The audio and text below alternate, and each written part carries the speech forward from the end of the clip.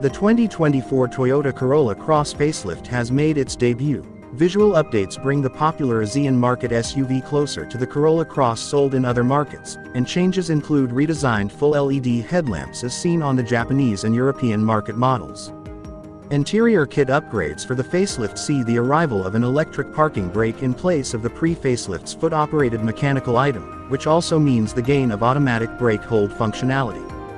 Here, driver instrumentation for the HEV Premium Luxury variant upwards get the 12.3-inch full digital display, and all variants gain the 10.1-inch touchscreen unit that support wireless Apple CarPlay and Android Auto.